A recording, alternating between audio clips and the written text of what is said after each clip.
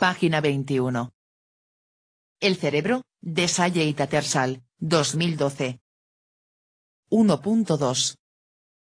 Pensar en el pensamiento. Empecemos este libro planteando la cuestión de cómo hacemos para tratar de comprender el cerebro humano y sus propiedades, ya que es fundamental para entender todo lo que viene a continuación. Todas las especialidades que contribuyen a nuestro conocimiento del cerebro como entidad evolutiva y funcional son disciplinas científicas. Y muchos de los frutos del cerebro, por ejemplo, la ficción, la poesía y las ideas espirituales apenas son susceptibles de un análisis científico, porque la ciencia trata únicamente de lo que podemos observar acerca del mundo material. Pero en la medida en que el cerebro humano es un objeto material en funcionamiento sobre el que es posible realizar observaciones reiteradas, es también un objeto apropiado, tal vez definitivo, para aplicarle el método científico de comprensión del mundo que las propiedades únicas del cerebro humano hacen posible. La interpretación científica se diferencia de todos los demás tipos de conocimiento en que es explícitamente provisional. Tal vez uno de los mayores mitos de la edad moderna es que la ciencia es un sistema autoritario que acumula montones de hechos objetivos inmutables. La realidad es todo lo contrario. Porque aunque depende de la creatividad y la intuición humanas como cualquier otro empeño intelectual, la ciencia se basa en la duda y las preguntas que conlleva, y eso es lo que la distingue. De hecho, la frase científicamente demostrado es uno de los tópicos más engañosos que oímos. La ciencia no trata realmente de probar nada. En cambio, los científicos se acercan poco a poco a una descripción más precisa y exacta de la naturaleza, proponiendo ideas sobre ella, que es donde entra la creatividad, y luego descartando aquellas que no resisten un examen riguroso, que es donde la duda entra en escena. Naturalmente, para que los futuros científicos hagan lo mismo, esas ideas se han de poder comprobar explícitamente, de modo que para que una idea sea científica tiene que formularse teniendo en cuenta que se puede refutar.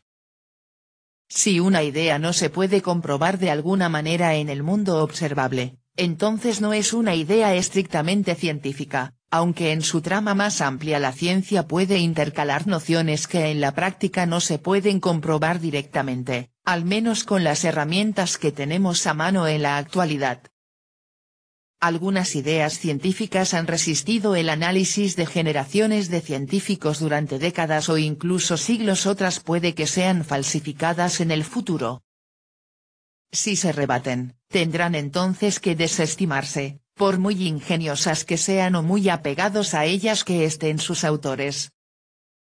Este proceso de proponer y probar hipótesis hace de la ciencia la actividad colectiva suprema. Es mucho más difícil imaginar un mundo con un solo científico que imaginarlo sin ninguno en absoluto. Al fin y al cabo, la ciencia es un sistema autocorrector que depende de su propio régimen de vigilancia interno, un régimen que se mantiene gracias a una pluralidad de ideas que es esencial. En realidad, esta es una de las cosas que hace que un científico sea tan sosegado, a diferencia de un ingeniero o un médico, cuyas decisiones han de ser correctas o las consecuencias pueden ser desastrosas. Un científico se puede equivocar y seguir pensando que está realizando una valiosa aportación a un proceso en marcha, un proceso que es mucho más importante que cualquier individuo.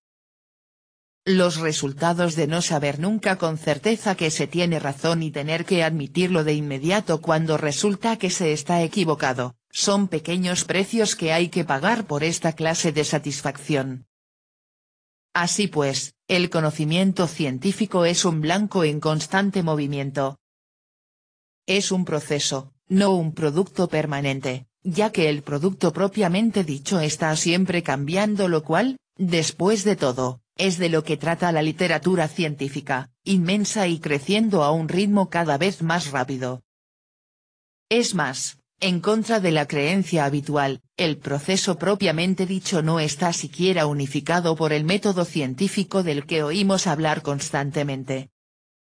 El gran biólogo Peter Medawar, tal vez el mejor escritor científico de todos los tiempos, hizo nuestro comentario favorito sobre este tema en 1969, pregunta a un científico qué considera él que es el método científico y adoptará una expresión que es al mismo tiempo solemne y esquiva. Solemne, porque cree que debe manifestar una opinión esquiva, porque no sabe cómo ocultar el hecho de que no tiene una opinión que manifestar. La realidad es que no hay un método científico sino muchos, cada uno de ellos diseñado específicamente para adecuarse al fenómeno que se está investigando. Más que una fórmula rígida que dicta cómo se debe proceder, la ciencia es sencillamente una aproximación al saber. Sin embargo, a pesar de que el gran proceso científico es amorfo, es de toda justicia concluir que, como resultado de su funcionamiento, la imagen que hoy tenemos del universo y su contenido es más precisa de la que teníamos ayer, aunque casi con toda seguridad es menos exacta de la que tendremos mañana. Y la suma total del conocimiento científico en cualquier momento nos ofrece, sin duda, una plataforma lo bastante firme como para que podamos avanzar, con constancia y seguridad, hacia el conocimiento del mañana. De hecho, algunas ideas y observaciones científicas de la naturaleza han demostrado ser tan duraderas y resistentes a la falsificación que las podemos considerar el equivalente científico de la realidad, aunque la comprobación continuará siempre. Página 24.